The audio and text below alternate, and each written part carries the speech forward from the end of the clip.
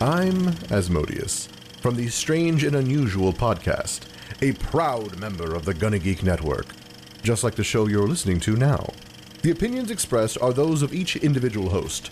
Check out all the other podcasts at GonnaGeekNetwork.com, and get ready because geekiness begins in 3, 2, 1.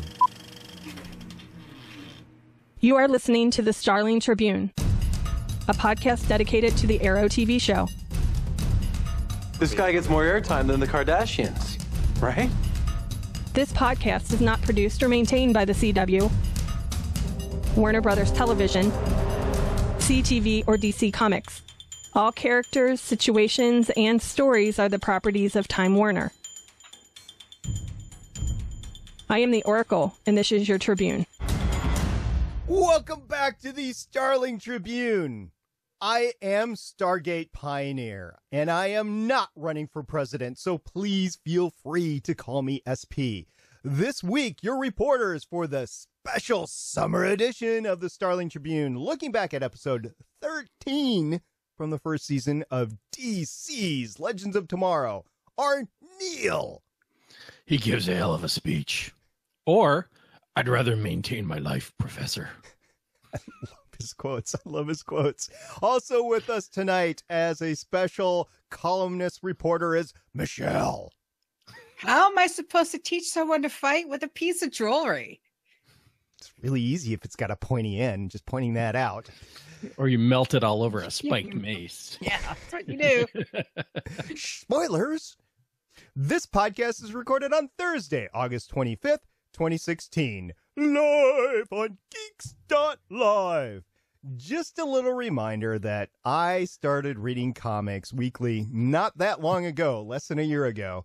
And I grew up mostly a sci-fi fan, but I've started my comic collecting files thanks to Rebirth and All New, All Different in the Marvel Universe and the Independents too now. And I'm catching up to the in-depth comic lore thanks to folks like Neil. If you didn't join us live on Fire Talk for the pre-chat, we have been talking DC Rebirth, and I think we're all really excited for all the cliffhangers that came out over the last 2 weeks. We definitely are, and we'll get into a little bit of that at the end of the podcast when we talk about news and comics. And I am also catching up to the in-depth comic lore thanks to Michelle. I'm just so happy Rebirth is as solid as it is. And I just, you do not understand.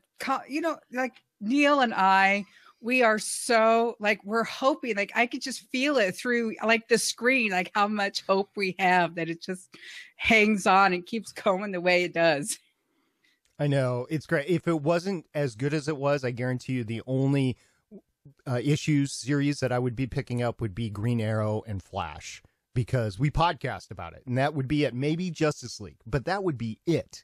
And now I'm like, ooh, shiny. I want that one. I'll admit there are some series that I'm not going to collect, like Suicide Squad and Harley Quinn. Not going to do it. It just doesn't interest me, and we'll get into that later. Anyway, let's get back to the podcast. While we normally cover the CW television show Arrow during this off season, because we're between season 4 and season 5, we're talking about the CW television show Legends of Tomorrow, as well as DC TV news, articles, and announcements that have dropped during this off season that will impact future episodes of Arrow when it returns for season 5.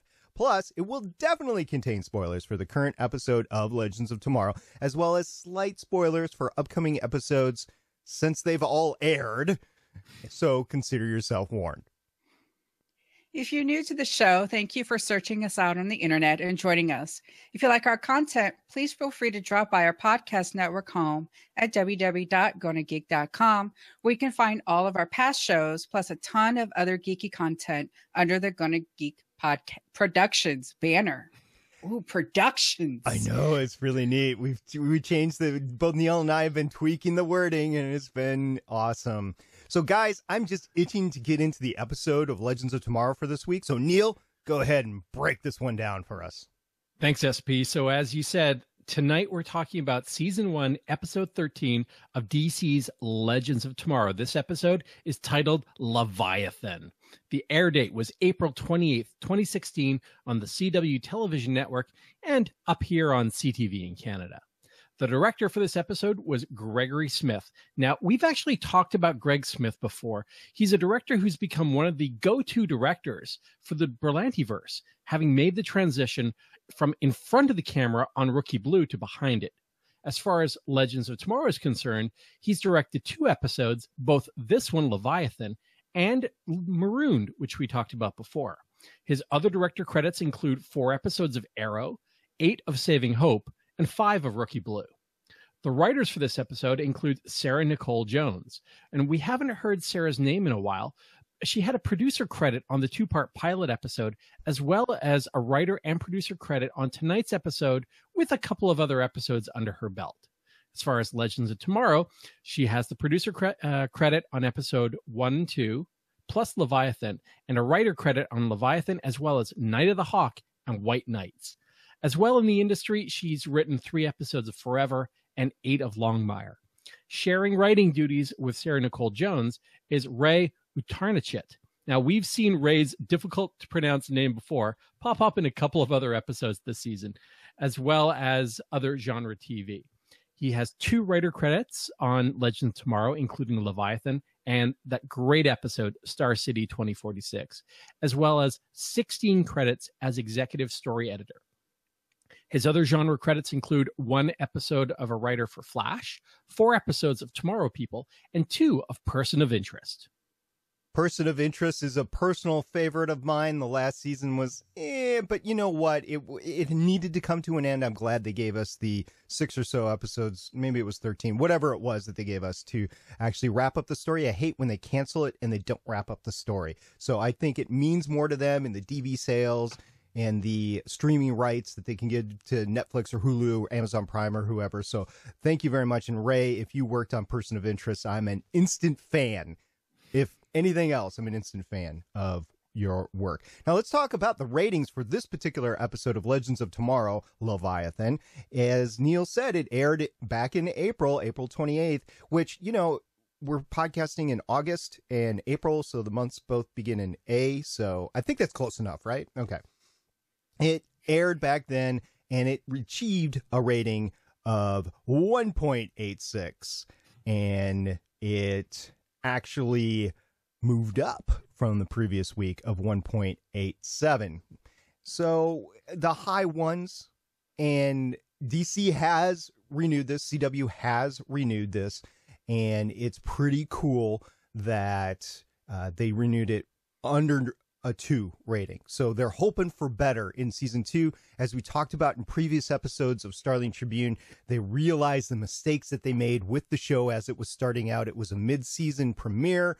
They were rushed into it. They were stretched pretty thin. They took the off season and they really mapped out a good roadmap, or so they say. So we'll see when it actually premieres later in October. So coincidentally, we've been comparing the ratings of the week to the other DC shows. Constantine was over by then. Supergirl had just finished the previous week. So Flash, with its episode Back to Normal, in which Barry adjusts to life without his powers, and I remember that because he was just a normal human being and not a meta-human anymore, it had a rating of 3.39 on Tuesday the 26th of April. Moving over to Wednesday, the day before this episode aired, Arrow aired its 19th episode of the season, achieved a rating of 2.27 with Canary Cry, which was the episode following Canary's death. So that was when fake Black Canary outs Laurel, and what the fake Black Canary was there. Oliver outs Laurel as the Black Canary at her grave, and it was a very emotional episode because we needed to deal with the aftermath of the Canary's death. Hashtag no Laurel, no Arrow, as Chris would have to say if he was here. So that is your... We got you doing that as a soundbite now, SB. That's awesome. We just got to catch Michelle doing it and myself at some point, and we can put all those clips on the internet. That's right. I've been looking for them to clamor, by the way. So if you notice one as you're listening, please let me know and I will go back. Give me a time code and an episode and I will go back and actually clamor it. So that's your ratings for the week. Let's get into the actual episode, and we start by discussing the overall theme for the episode based on the episode's name. Michelle, I'm told that you have a few things to say about that. Well, it's called Leviathan, and that's the name of the big old robot that Savage has. I mean, so they're going like really the Leviathan. I really wish they had called it the Kraken so we could get Savage to release the Kraken. The Kraken has opposition, but instead they went with Leviathan, which, you know, like the name sort of, you know, has that connotation of a large sea monster like Kraken and everything. But instead of a large sea monster, we get a glowy, huge robot, which looks really cool. A giant Tron robot. Yeah. That's what I kept thinking. It was more fluid, but yeah, it was definitely. And I was thinking, why did they do that? Well, it was because it made the scenery easier to make in the CGI. They could, in the dark, they could just skimp out on it. Because I podcasted on another graphics intensive show called Defiance. The podcast was named Voices of Defiance. And sometimes the graphics really hit on, but sometimes the graphics were like, really? Like when, okay, spoilers, when they blew up the arch, that was just 80s, you know, video game graphics there. We're like, oh man, that should have been the coolest thing ever in the show. And it really failed. And then some of the early almost video game play style car chases and stuff like that in the pilot episode, but they were against the wall for time. They had some amazing other graphics in those same episodes. In this particular episode of Legends of Tomorrow on Leviathan, though, I don't know, I was 50-50. I was like, you know, it could be like Tron, but Tron was so much better. Even the old Tron was better than this. So Tron had Disney money behind it, right? It had the mouse footing the bill for the CGI. So okay, yeah, and you know, that's what I was thinking. I was like, all right, do I like the CGI? Oh, that looked cool. Oh, that looked a bit jerky. Oh, that looked cool. And I kept going back and forth. But at the end, I think I was cool with it. I enjoyed it, and I just kind of let myself go after a while and get into the fight, especially that huge punch that Ray delivered at the end to take out the Leviathan. I was like, oh yeah, baby. I was right alongside Firestorm and cheering for that one. So you're in high school, you're in football, and you ever hear the coach say, take his head off? You ever hear that? That's exactly what Ray did. He took his head off. That nice uppercut. That wasn't even a kick. Uppercut. That was just all the way through, straight punch. That was Falcon punch. There we go. Boom. You know, if you take a look at this episode, though, and guys, I'd love to hear your thoughts. There was a recurring theme of choices, though, and there was one line in it. You need to choose to fight, Ray. You need to choose to live. And that got me thinking about choices throughout this episode. Kendra had the real big decision. Her big choice was to kill or not kill Savage.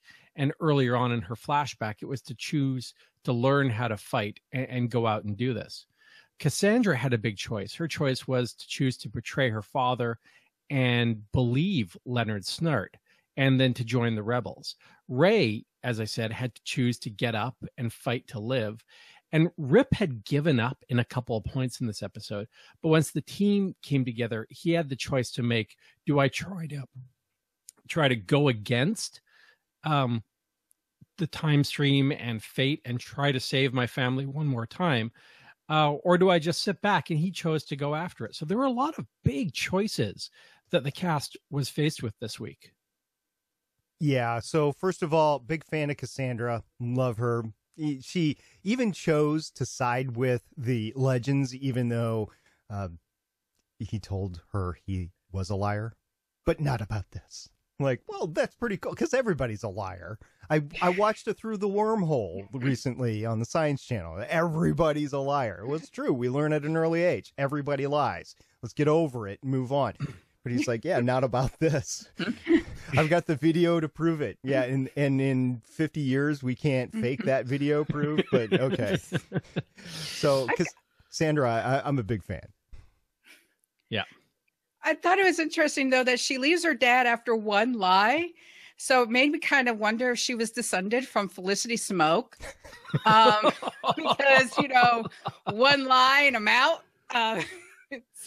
Well, okay, to be fair, it's a pretty big lie about who destroyed human civilization and who resulted with the death of her mother. It's a biggie. It's not like, I don't know, one of Ollie's lies. But this is earth-shattering. This is, I started the Holocaust versus, no, it's this other guy. Wasn't me. No, I may have been his tutor, but what could I do? I just taught him math. Yeah, it's a little bit big. Plus, she had to have known, she had to have suspected that, maybe there's not something there. Because if she is smart, she's not just going to be completely snowed over. She's probably constantly questioning. And she finally finds the out that she finds. And she's able to see through the smoke and mirrors. And that is that. So a big Cassandra fan, and I'm glad she made the choice that she did. Kendra, though, I'm sorry. You've had 4,000 years with Carter. Let's move on from that. You've got Ray now, and let's kill the big bad guy that's destroying civilization. Episode after episode lately, it's been like 3 or 4 episodes where she's like, Carter's my past. I'm picking Ray. Ray, I've lived so many years, and this is the first time where I've been a barista and I've met you. So this one's got to be different. It's got to be, and everything. And it's like, but no, Carter comes along. You have one memory of him without his shirt. Okay, he looks good without his shirt. That's a good memory. It's a very good memory. But it's still, it's like, come on, this is the whole point of the show. Now, listen, Michelle, I know that Chris isn't here tonight, and you're carrying the, oh my God, I was a barista flag. But really, did we need to go there tonight? Yes, well, we did. They keep stressing. They keep stressing how different her life is now. And what's different about this time between all the others, she's a barista, she has Ray, and she has Sarah. So this is supposed to be different. They keep laying this groundwork. And then all of a sudden she's like, oh no, Carter, I gotta not do what I'm supposed to do now. And just completely, she was kicking his ass. Yeah. Oh. And you got to think, she's like, all right, listen, if I nuke Savage here, can we get somebody from the future to fix his brain? Or can I just go back in the timeline and not worry about it? Just say it. Yeah, I have issues to this whole thing, but it's a story. You had a few other episodes to film, so you can't kill Savage right here. I know we have 3 left. Yeah. Because plot.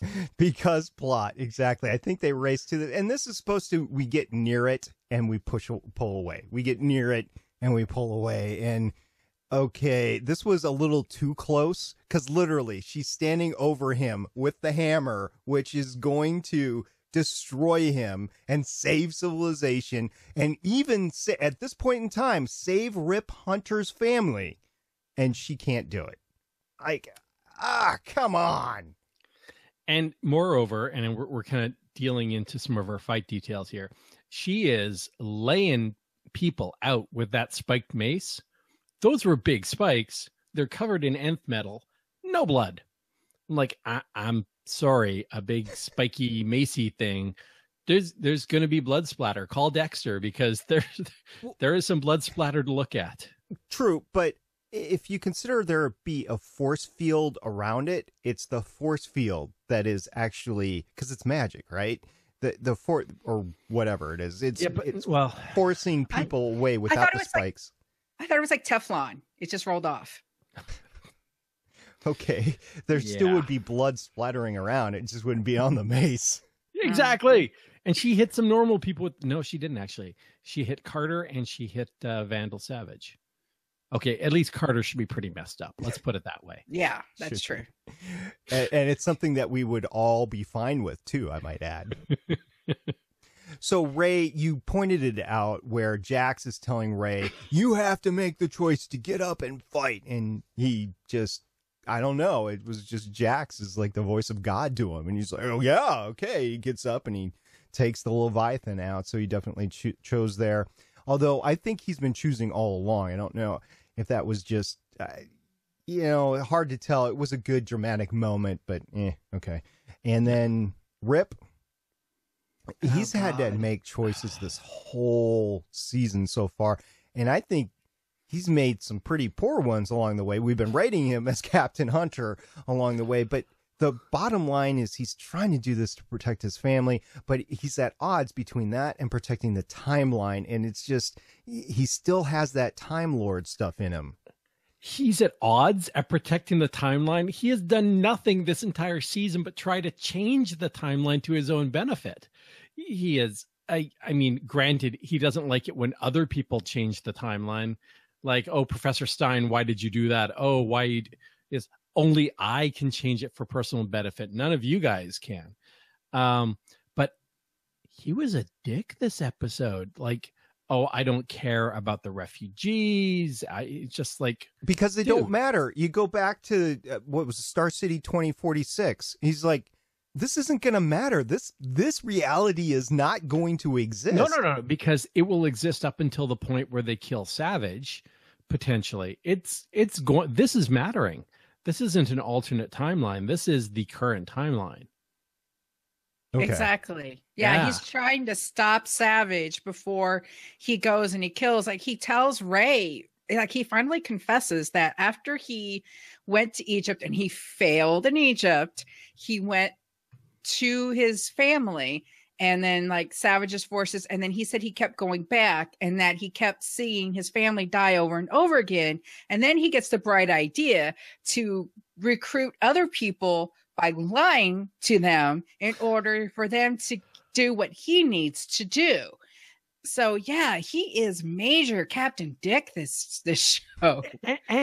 And he, sorry, I have some issues with Dear Captain Rip, just the character, not the actor, honestly. But all right, we have to stop him 3 days before he kills my family, because that's when we know when he is. Okay, if his army is marching across the entire planet, you have a pretty good idea maybe where he was even a few days before that, maybe even a week before that, or you go back a month before that and you talk to the rebel resistance. Hey, where are Vandal Savage's forces concentrated? He may be there commanding them. Like, you didn't have to cut it so close, Rip. But who am I to judge the strategy of our wonderful Captain Rip Hunter, Time Master? Yeah, I'll have to reiterate, we've been ragging on Rip Hunter all season. Arthur Darvill is a great actor. I love seeing him on screen. The character, though, like, come on. He's got some redemption to do in the second season. So, Neil, are you going to bring our rating system now? Okay, I will bring it back then, guys. On a scale of 1 to 10, I wasn't going to do this, but let's bring it out just for you, Michelle. Where 10 is Captain Picard, an awesome captain.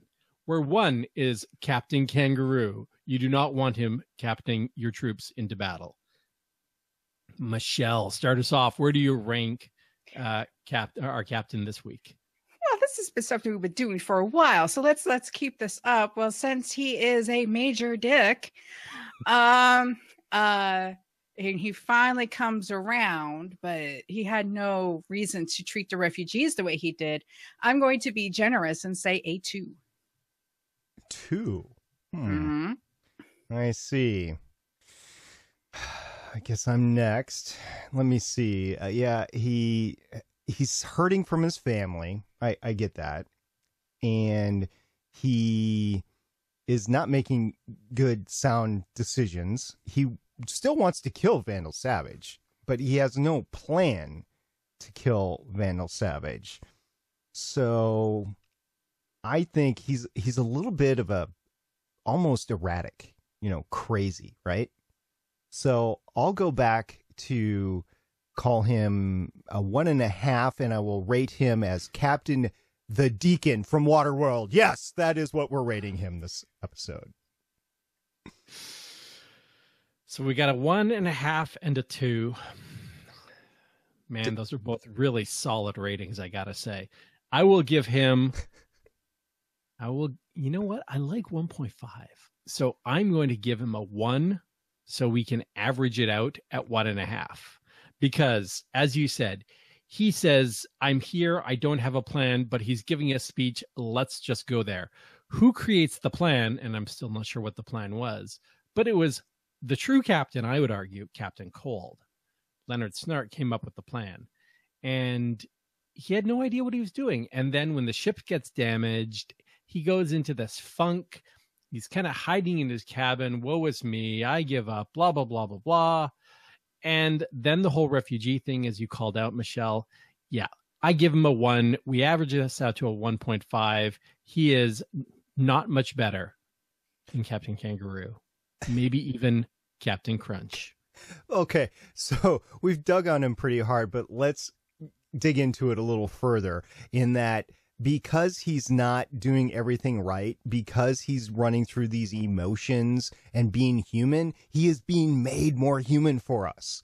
Like, okay, this might be me in that situation. Like, you ever have a bad day at work and go, oh, God, I quit, you know, and you walk away for coffee or something and you come back later. I think that's what he kind of did in this episode. But, okay, you know, we gave him this excuse at the beginning of the season.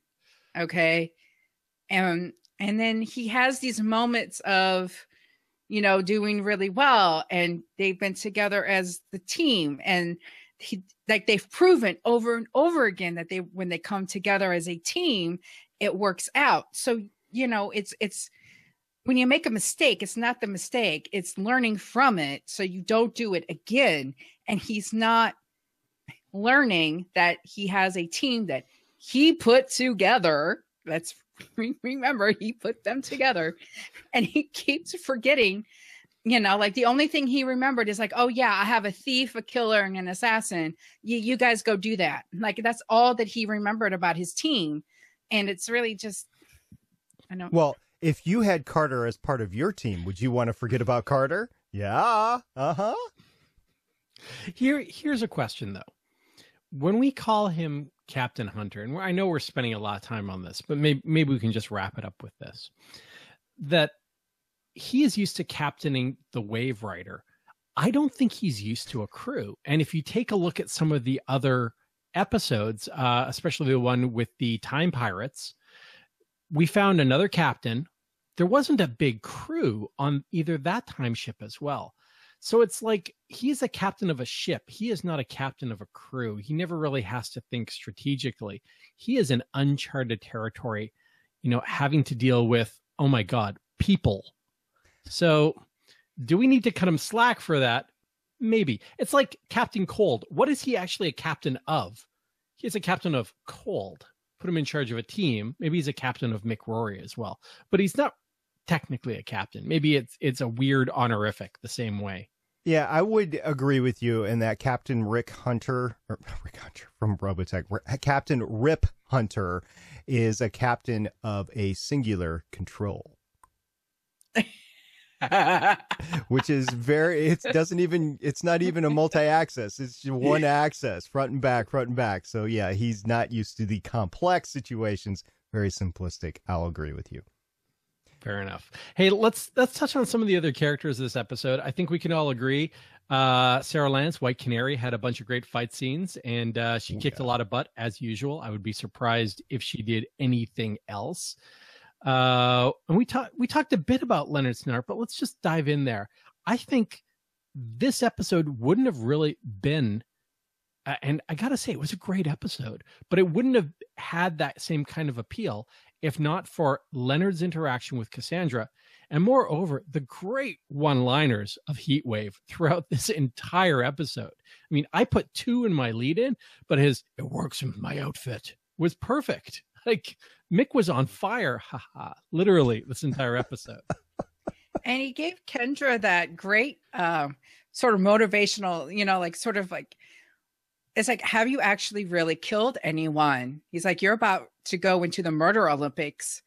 Like, I don't think you're ready for it. And she's like, yeah, I'm ready for it. I know what to do. I'm melting the jewelry on my mace. I'm going to go in there and do it.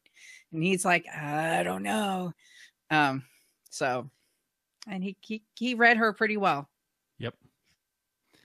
When Mick is into his role, when the actor, I mean, I shouldn't say this because the actor is always into it, but when Mick is into helping the team, I think it invigorates the entire cast because it adds a really cool dynamic to it. And we'll talk about this in the news, but they're excited to explore this character in the second season, and I am on board with that. Yeah, I'm on board with the plan that they've laid out for season 2 so far. I mean, of course, they're not going to tell us everything, but so far, at least they have a plan, which I think was better than this season. We talked about that before. So we talked a little bit about the time travel, and I just want to go back to it because depending on what episode you're in, and maybe this goes back to the plan, time travel means something different, or there's a different amount of rules that apply to the time travel. And I'm honestly having problems keeping it. I think Doctor Who is simpler than this. Yes, it is. Just pointing that out, I guess. Yeah, and at least in they should have simplified this. This is a fixed point in time. He can't change this one. Done. Wibbly wobbly, you can't change this. Fair enough. Then he wouldn't have actually had a season. But who would know it was a fixed point in time? Gideon? Yeah, like that's what in Doctor Who, it's like the TARDIS understands what the fixed point in time is, and the TARDIS knows when someone is trying to alter that fixed point in time and trying to rip the universe in two. And so working together, the Doctor and the TARDIS, understand that. And yeah, like we talked about this last week, right? About like, what are the rules of time travel? And here's another thing about this episode. Stein was knocked out for the majority of the episode. And he did have a humanitarian play in here. But I think the only way that you take him out of an episode is if he's knocked out, because he's dominated a lot of the other episodes. Yeah, I don't. Oh, sorry. No, go ahead, Michelle. That and also, I don't think they had enough money for Firestorm and the huge robot fight. That would have been so cool. Firestorm on a little shoulder, like a little devil. That would have been cool. Yeah. All right. Cool. You guys got anything else for the episode, or are we all talked out? I'm good. All right, Michelle. No, I'm glad I'm not the only one who was disappointed in Kendra. At first, I'm like, God, is it just me? And I'm glad it's not just me. Yeah, looking forward to not having the Hawk people around next season, and maybe they go away and they retool and they come back better. But right now, it's they kind of ruined 3 series: Arrow, Flash, Legends of Tomorrow. Hate to say it, but that's probably what they'll be remembered as. Yeah, they just need to stay in their nest. Wah, wah. Are they going to get married for the 9th time this time? We'll see. I hope so. Yay. Anyway. And she can serve him coffee because of all those times she was a barista. So harsh. What do we got next week? So next week, we're going to be talking about season 1, episode 14 of DC's Legends of Tomorrow, River of Time, with an air date originally of May 5th, 2016. The summary for that episode was, after numerous attempts in different time periods, the team has finally captured Vandal Savage. However, Savage tells Kendra that he can reunite her with Carter, so she struggles with whether she should kill him. Rip decides they will deliver Savage to the Time Masters, which doesn't sit well with Snart and Rory. The duo decides it may be time to jump ship and return to their old life.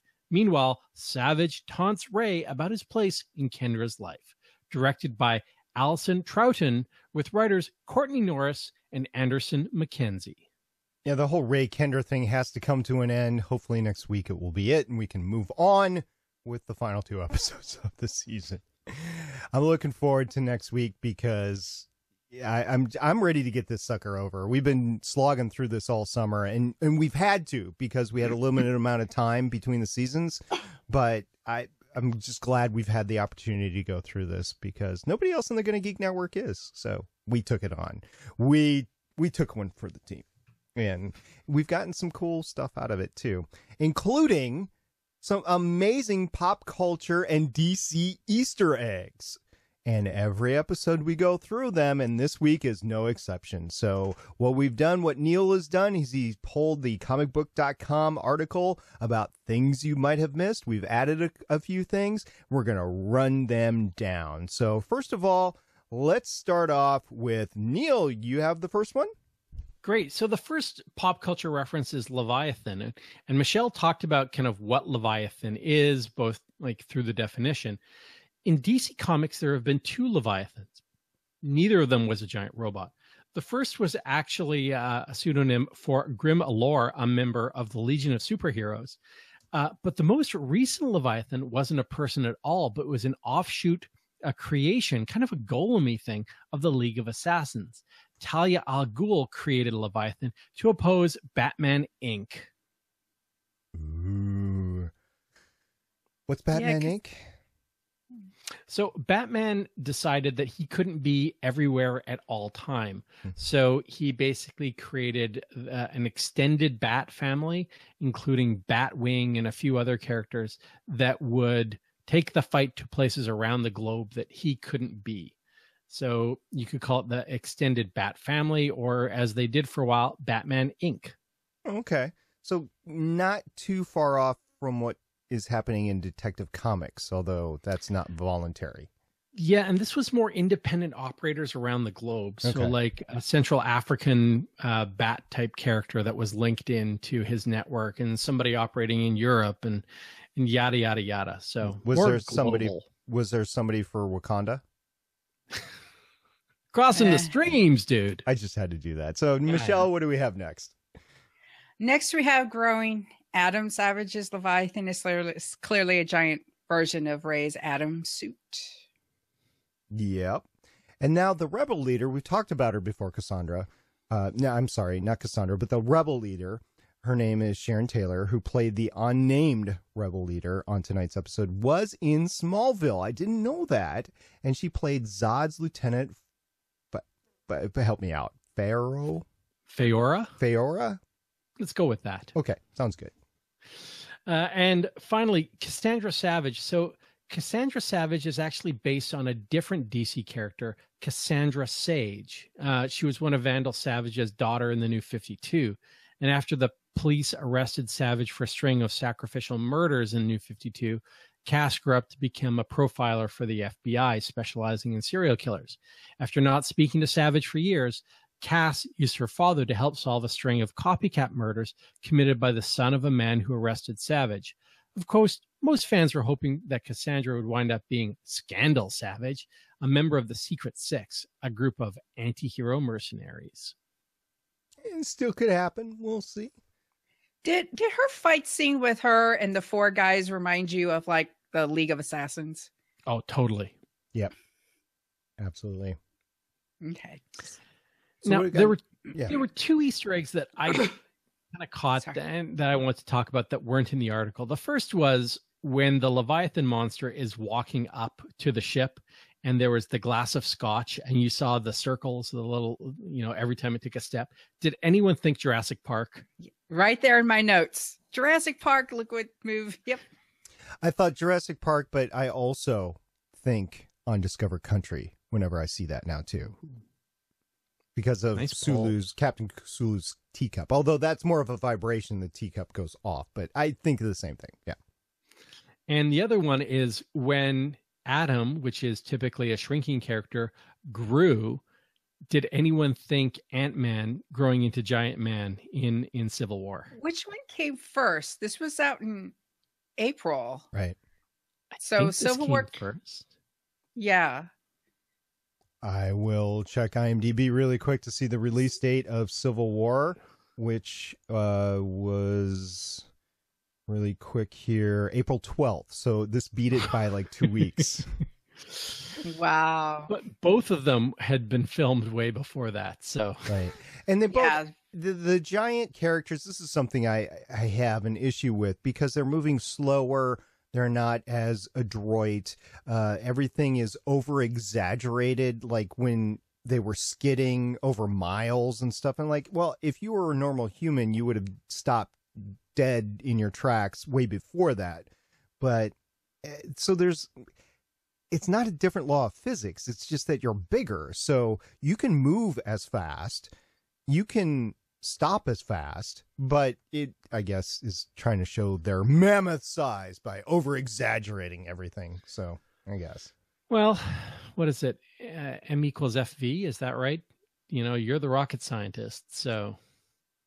Okay. Momentum and force and velocity. Yeah. So the momentum that is carried, force, and force equals what times what squared. Anyways, but you're talking about we could work the problem. We could work the problem. The issue though, Neil, is that if you're talking about stopping distance, like you get thrown in stopping distance, it's proportional. So if you stopped in 6 feet as a normal human, if you're, I don't know, 500 feet tall, you will stop in 500 feet. You won't keep going for 3 miles. So that's just my point there. Fair enough. Hey, I think that's it for the Easter eggs, guys. Do you want to jump into Arrow news from this week? I'm all for the jumping. You got a jump rope? I haven't done that in a while. Boop, boop, boop, boop, boop. Be good training. Anyway, let's start off with the first one. Michelle, why don't you take that? All right. Wendy Merkel talks Prometheus, No Magic, and Flashpoint.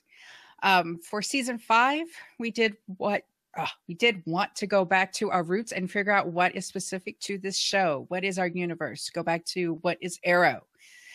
Season 5 villain would be Prometheus, a prominent DC Comics villain.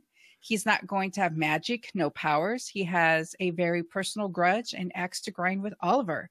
And he's going to come at him in a really interesting psychopathic kind of way. And Flashpoint provides an interesting jumping off point for all the shows this year, and that we have this reset button available to us if we want it. Now, are you guys familiar with Prometheus? No, I had no idea who Prometheus was. Michelle, are you up to speed on Prometheus? My brain, I know more about like the Marvel version than I'm sorry. And I know. I was actually watching a season 8. I'm doing a Supernatural rewatch, and last night's episode was all about the Titan Prometheus that actually stole fire and gave it to the humans, which is just a weird coincidence, but very different than the DC Prometheus. In DC Comics, there have been 3 Prometheuses, but really the second Prometheus is the main one. Prometheus is often described as the anti-Batman. He doesn't have any powers, but he does have this mechanical cybernetic supersuit that allows him to download fighting styles and data on everybody.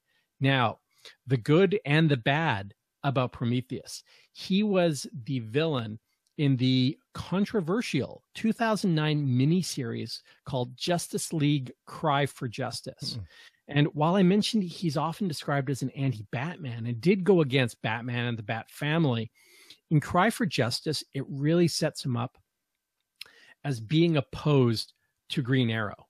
And this, spoiler alert for a series that came out in 2009, his actions result in, are you ready for it, guys? We'll give you a few minutes. We'll throw it out there. His actions result in the death of Roy Harper's daughter. He is the one that results in Roy losing Ray losing Roy. Too many Rays and Roys. That Roy Harper losing his arm, and ultimately, because of all this death in his family, Ollie just outright murders Prometheus to end it off. He puts an arrow right through his forehead, and he's like, I'm a hunter and I need justice. Now, there were a lot of problems with Cry for Justice. The story kind of meandered. There were a lot of out-of-character things. But Prometheus, man, does he lay waste to the entire Justice League. Wow. So definitely check it out. And there are a lot of articles online about what was wrong. But if you read it for what it is, a real breakdown of how brutal this villain can be, it could be a tough season for the Emerald Archer. Well, we've known that they are reloading Team Arrow, And part of that we're thinking is they're reloading with a bunch and they're on train, whatever. So we postulated that the herd is going to be culled before the season is over. And I can see Prometheus being the culler of the herd and taking out people. But it's interesting that you mentioned the daughter. So that brings up either Thea, maybe Ollie's son, maybe somebody else that's close, to have another close character death. Now, if you're going to do it between last season with Laurel and this season, I think this season would have been more appropriate.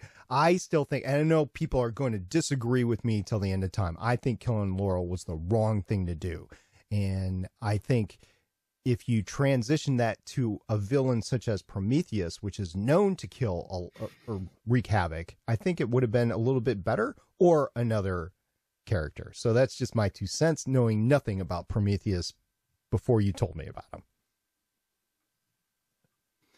Yeah, and there is some great art from Cry for Justice available on the internet, some scenes from a couple of comics where it shows Ollie taking him out. I would encourage you to hit the Googles and check those out, because pretty fantastic.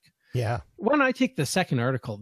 This week, if you've been following all the comic book news sites, the CW dropped a new season 5 Arrow promo trailer. Mm-hmm. Now, it didn't have a ton new in it, but it did give us our first look at Chad L. Coleman from The Walking Dead in the role of Tobias Church.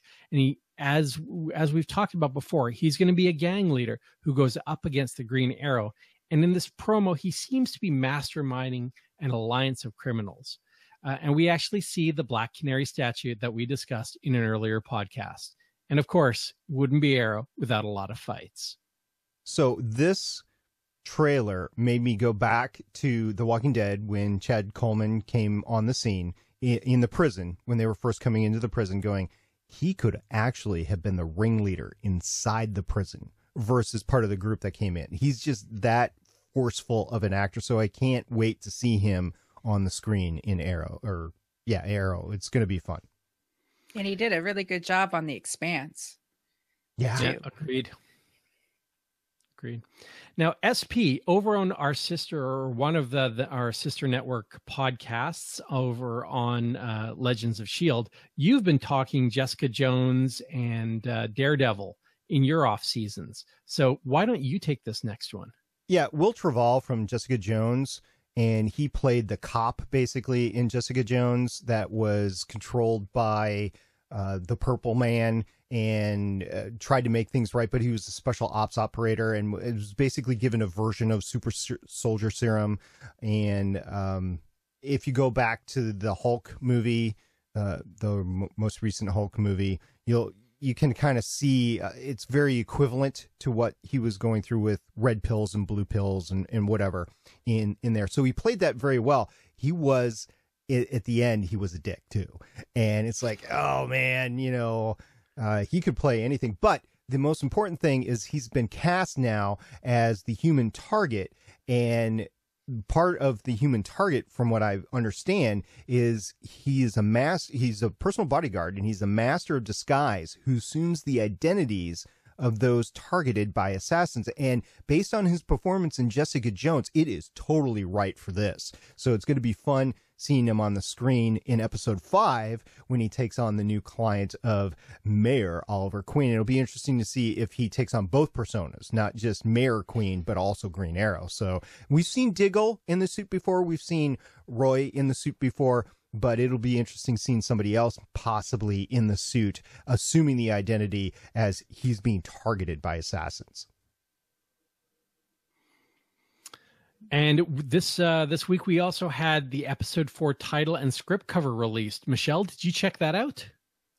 Yeah, the episode is titled Penance, written by Brian Ford Sullivan and Oscar Valderrama, and directed by Dermot Downs. Sullivan has worked on a dozen episodes of Arrow, and Valderrama has written half a dozen. In 2015, Downs directed 2 episodes of Arrow, The Offer and The Return.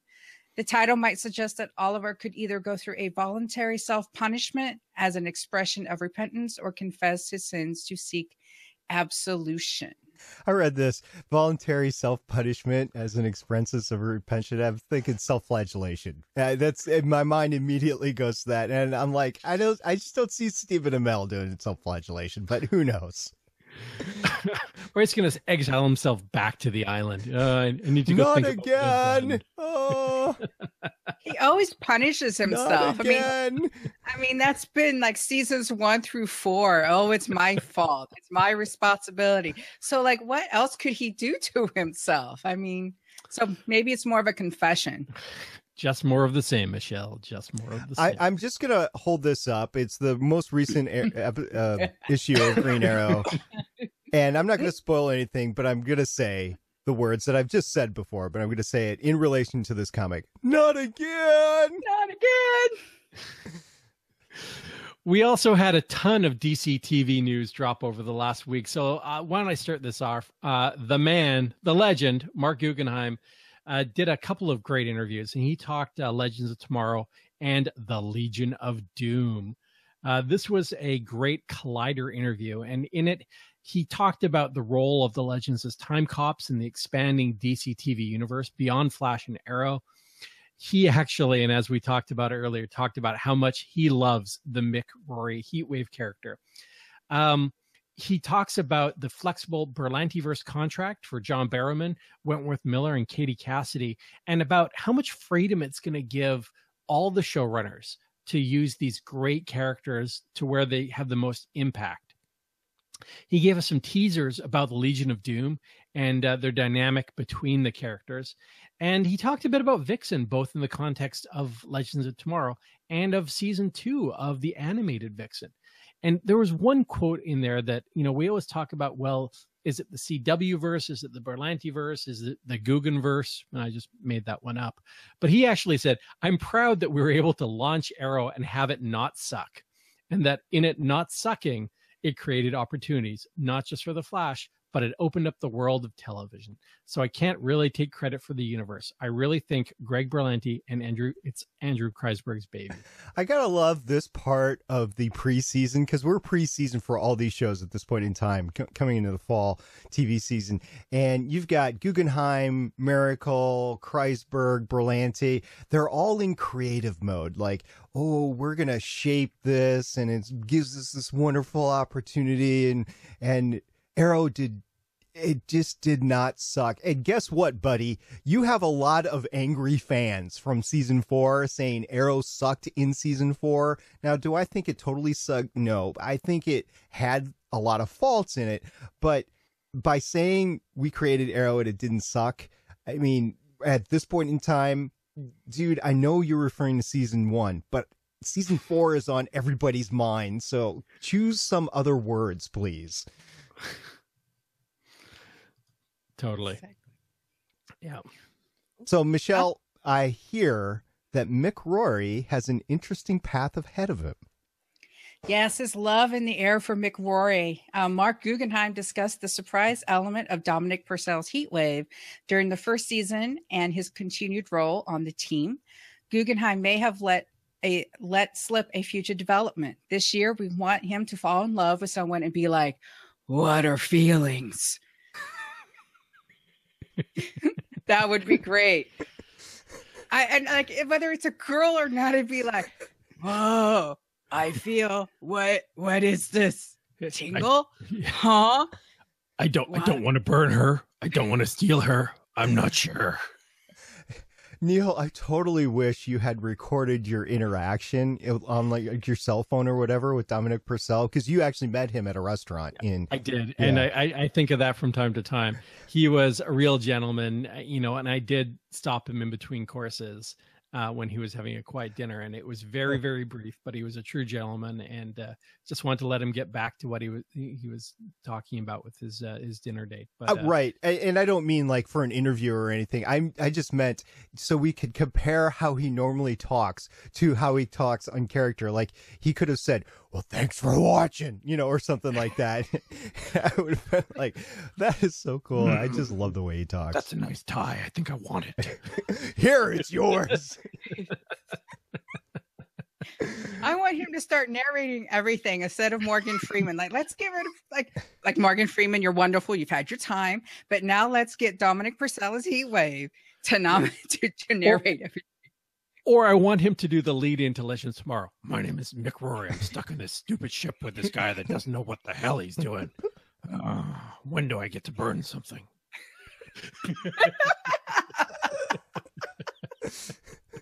The best thing ever. Oh, Dominic, I, you know what? I might buy the Legends of Tomorrow Blu-ray set just for the deleted scenes and the outtakes from Mick Rory. That would be awesome. And then he could do Arrow. There's this guy, Oliver, who's stupid to kill, stuck on an island. And Flash guy keeps running around. I can't shoot him. What the hell? Yeah, he had sleeves and he didn't have sleeves. Oh, Dominic Purcell. The alternate audio track by Heatwave. That's awesome. Dominic Purcell. Why am I even recording this? You can't hear this. I realize that Dominic has a Prison Break contract again, but dude, we love seeing you in the DC universe. Please stick around for at least some cameos every year because we love you in all of the shows. So let me go to the next one. CW releases a new season 3 Flashpoint promo trailer. Now this is from comicbook.com. The trailer's on YouTube. Not much new footage. Barry does realize he has created a new timeline and Cisco is rich and he's wondering what would life be like if he wasn't rich in other timelines? I'm like, okay, rich Cisco is rich Cisco. I guess we'd all be like, yeah, I just can't imagine. What would life be like if I didn't have 20 servants? While we're talking about the Flash SP, this week there was a bit of a controversy online. So a lot of people came out and said Todd Lazance from the Vampire Diaries is Savitar, because he was seen on set in that black Flash suit. Yep. So the Hollywood Reporter, THR, which is actually quite a reputable media outlet for media news, came out and confirmed that. And then it's hilarious. Greg Berlanti actually took to Twitter after that story broke and said, no, he's not. Savitar has not been cast. Then TV Line came out shortly thereafter and confirmed that Todd Lazance is playing the Rival, who is a golden age speedster who also went up against the Flash. So I can read between the lines here, and I think there's a little bit of scooping involved with all of these websites, because of course they want hits, because hits money for them, and hits is not that, like before you got a hit, it was like 25% per hit or something like that. Now it's like 0.000001 cents per hit, and that's Canadian cents, not American cents. So go figure that the reduction there. So there's a little bit of that, and the fact that TV Line came out shortly thereafter tells me that Greg Berlanti personally picked up a phone, called TV Line, and said, "You want a scoop? Here's a scoop." And he also did, one of the Star-Lord machines that doesn't seem to be working right with the Hollywood Reporter. Now, in the off-season, a lot of these news outlets are probably transitioning personnel for the season upcoming. So maybe there's somebody that wasn't as experienced as a blogger, as a writer, as an editor. I don't know. I haven't looked into who wrote this and their experience and who was the editor behind the publishing. So with all that said, I think this will be very interesting. And I hope it's not a J.J. Abrams of, no, he's not Savitar, but he does turn out to be Savitar. So I just hope that doesn't work out, with the whole J.J. Abrams and Khan thing, which really, J.J. Abrams, like him as a storyteller, that one thing just really gets me. Hey, Michelle, we had some more Flash news this week. Why don't you take this one? Yeah, casting for the Top announced and episode 3.04 details. The Flash has cast Ashley Rickards as Rosalind Rosa Dillon, aka the Top. She'll make her debut in the 4th episode of the upcoming 3rd season. Her version will also share a fairly intimate relationship with Gray Damon's Mirror Master, as she's being teased as the Bonnie to his Clyde.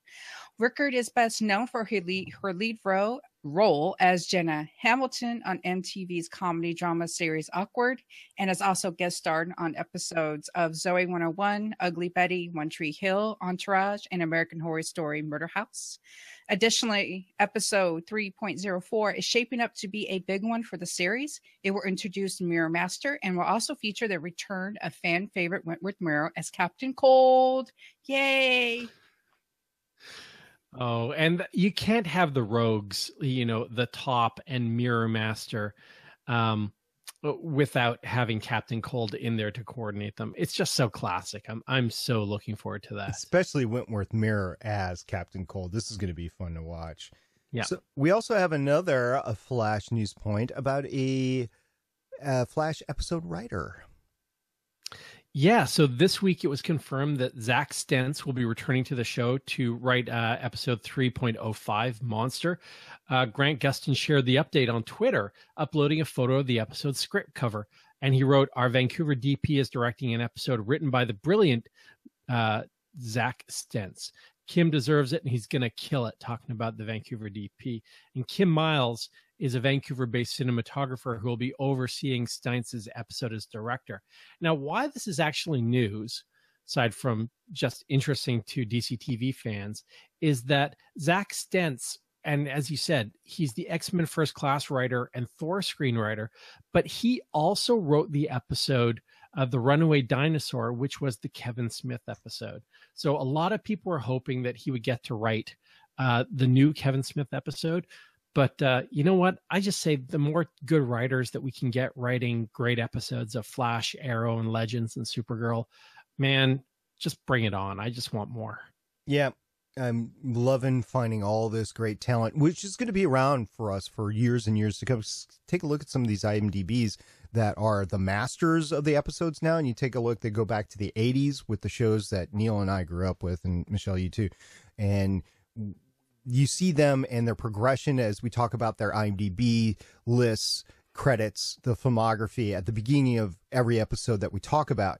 And the long ones you take a look at and you go, oh, wow, well, I know why this person is so great because he's worked on all these great shows.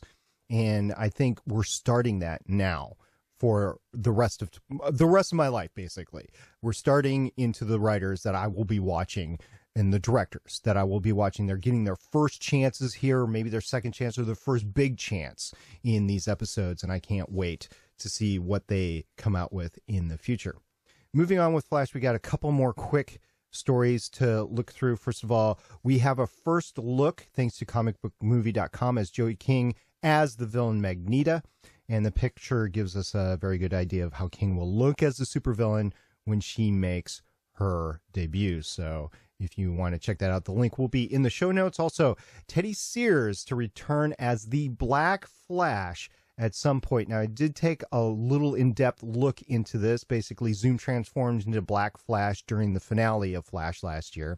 And they're saying, yeah, we're not completely done with that. We haven't written Black Flash off. So at some point in time in the future, we could bring Teddy back because they love working with Teddy back as the Black Flash. So that's all good. Now, Michelle, I'm going to give you this next news story because I think you deserve it. So what are we talking about in Supergirl? First pictures of Linda Carter on Supergirl as the president, and it was so cute. It was a little black and white little Instagram thing, and oh my God, Linda Carter just looks amazing as she was. It was one moment I watched Wonder Woman when I was a girl and had the bracelets and I trolled around. So seeing her on Supergirl is just like the little girl in me is just like, yay! So question for Neil. Could you see her as Diana Prince's mother on the island now? As Hippolyta. Wow. I could totally see that. That would be so cool if we ever, could you imagine it if we got a great Wonder Woman show on DC television? It would bump something. I don't think we ever will with the movies coming out, but no, we won't. An updated, serious look. That'd be awesome. I know. But also for Supergirl, There was a selfie posted from the Office of DEO. David Harewood, who's Martian Manhunter, posted a selfie with Melissa, who's Supergirl, and Tyra Lee, who is the sister Alex. It's really cute. They're all just so cute. I loved watching them on stage, Alex, Melissa, and Kyler Lee on stage at C2E2. I will always remember that. It was. They will be big fans or big heroes for the rest of time coming out of this show. But to see them at the end of season 1, not knowing if they're going to get a season 2 up on stage at C2E2, because they were basically done filming. I know they had to go back, but they were basically at the end of the season, and seeing them interact, just the fun, the giddiness, like, we've done this for a year. We don't know if it's going to last, but this is really cool and we want this to last. I will always remember that panel. It was really cool. And Michelle, it was great that I was able to share that with you at C2E2 in Chicago earlier this year. Yeah, you could tell they really love their roles. They really love their job, and they understand how important they are to little girls. So yeah, the little girls were definitely showcased in all of the questions, the Q&A later as well. Okay, let's move quickly into Green Arrow and DC Comics and news and toys, or toy news, as it were. And Neil, what do we got? Well, we've talked a lot about DC Comics on and off. There was no new Black Canary or Green Arrow episode or issue out this week. But from DC, we did hear that they are going to host an 8-hour live stream on DC On Access on YouTube. And live streaming, come on, guys, you're taking our shtick. Do we get royalties or something for that? I know, come on. The work that I put into this. It's going to happen on December 2nd, and it's actually to celebrate hitting a massive milestone in subscribers, hitting 1 million subscribers to the DC All Access YouTube channel.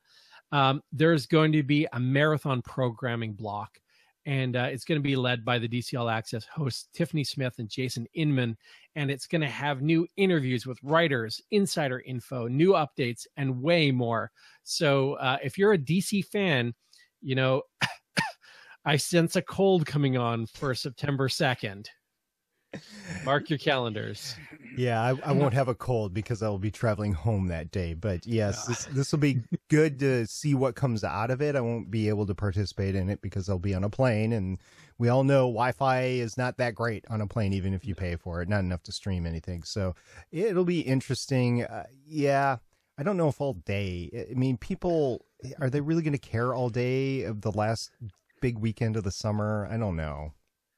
And it's hilarious. I was actually wondering, you know, if they're going to do it truly all live, if Tiffany and Jason are just going to look haggard and tired, 5 o'clock shadow, and, you know, maybe they smoke, I don't know, but just looking like crap by the end of 8 hours. Well, let's back up a second. So September 30th every year, there is an International Podcast Day, and we do a day of podcasting. We, meaning the podcast community. There's a day of podcasting where they go hour to hour to hour to hour. Now, it's not 24 hours. Why is that? Because it's International Podcast Day. So they literally start at midnight on, or, 12 a.m. on the first time zone that appears, which is New Zealand.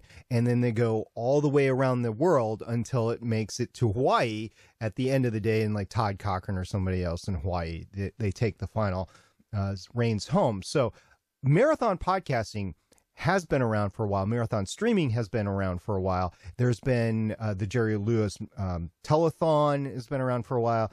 And normally what happens is you hand it off. Think about the 24 hours of Daytona or Le Mans.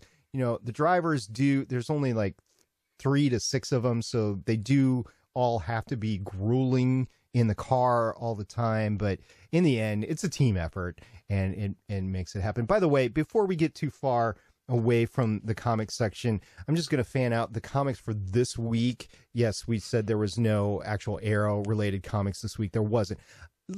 Tell you what, guys, since we're the only actively being produced DC podcast on the Gonna Geek Network right now, since Rebirth has come up, if you have a favorite Rebirth title, let us know. Give us feedback. Give us a tweet. Send us a message on Facebook. Send me an email, stargatepioneer@gonnageek.com, or catch our voicemail, which will be at the end of the podcast. And just let us know what your favorite DC issue is right now running in Rebirth. I would really like to know that. But also, we have some toy news, right, Neil? Yeah, so everyone knows I'm a big fan of the Funko, and this week, Funko announced a new line of Dorbs coming out for DC TV. We've got 3 new Arrow Dorbs, including Green Arrow, no sleeves, Speedy, and Malcolm Merlin. And on the Flash side, you've got Flash, Reverse Flash, and Zoom. And now they're all going to be available this fall. And it's worth noting, Malcolm Merlin is a GameStop exclusive. No reason to go back to GameStop, I guess. And, oh, by the way, for the no sleeves Green Arrow Dorbs, can you think your wife, Jen, might be able to color it in so we can send it to Chris so he can have sleeves on his Arrow? I might even be able to do that for him. Okay, that's great. Say, Michelle, we talked about all the other shows on the Gonna Geek Network off and on throughout this podcast. What do we got specifically that we can point people to and say, hey, go look, listen to this one? Well, you can go over to the Legends of S.H.I.E.L.D., episode 138. It covers Daredevil episodes, Semper Fidelis. So in this episode of Legends of S.H.I.E.L.D., Agent Stargate Pioneer, oh, I wonder who that is. Is that you? That's you. That is me. Agent Haley. And, they're joined by consultant Michelle, the best consultant in all of the universe, to discuss the Daredevil Season 2, 7th episode, Semper Fidelis. Find out how the hosts work in their love for the sci-fi movie The Core. Oh, yeah. Define flop sweat and what Michelle's entry into the shielded S.H.I.E.L.D. wallet is, as well as her time at Gen Con 2016. You want to see what a RFID shielded S.H.I.E.L.D. wallet looks like? It's this. This is what it looks like in the package. We're still giving that away. So check the Legends of S.H.I.E.L.D. episode out if you want to enter into the contest. So at this point in time, I want to say thank you very much to all our listeners that have either streamed the content or downloaded the episode and listened to us. We really appreciate that. Thank you to all our viewers, whether it is on Fire Talk, YouTube later when this is posted, or on Facebook Live. We are streaming there. Normally Chris does this. This is an SP exclusive on Starling Tribune produced video content right now. So I just want to say thank you to all that. And thank you very much, Chris, for doing this full time, because it's an extra step that I just don't have time for normally, but I'm grateful that you had a great time tonight. Chris was away, by the way, tonight having fun, which is what we're allowed to do as hobby podcasters. And I just want to take a sec to thank everybody that popped by the live chat tonight, especially guys like Suncast that were firing comments our way. It makes it great. If you want to join in, you can join in live on Thursdays at 6 p.m. Pacific, 9 p.m. Eastern on geeks.live, or this week over at firetalk.com. And don't forget, after the show, we typically shut down the recorders and hang out with our live listeners, where everyone can share their thoughts and geek out with the crew on a wide variety of geeky topics. You can watch the next live show on the Gonna Network over on geeks.live. The next live show on the network is Better Podcasting, Friday at 6:30 p.m. Eastern. And don't forget to rate, review, and subscribe on iTunes. Like us on Facebook and YouTube, and badger us on Twitter. We like the badgering. You can find all of our content on the Gonna Geek Network at GonnaGeekNetwork.com. I just like saying it like that, where you can check out our forums and other shows. If you want to share your thoughts, head on over to our Facebook page, send in a tweet, or you can call us at 1-612-888-CAVE. That's 612-888-2283. Gang, it was actually a fantastic episode, and it is always so much fun to hang out and talk Legends of Tomorrow and DC TV. Michelle, thank you again for stepping in to Chris's seat. It is always a blast having you on the show. Any last word, guys, before we sign off and open up Fire Talk to our live listeners? At Stargate Pioneer.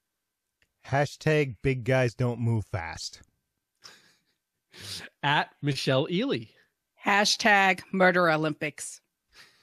And I'm Neil Isn't Witty, signing off with hashtag more McRory. Oracle, I think we're done here. This was the Starling Tribune.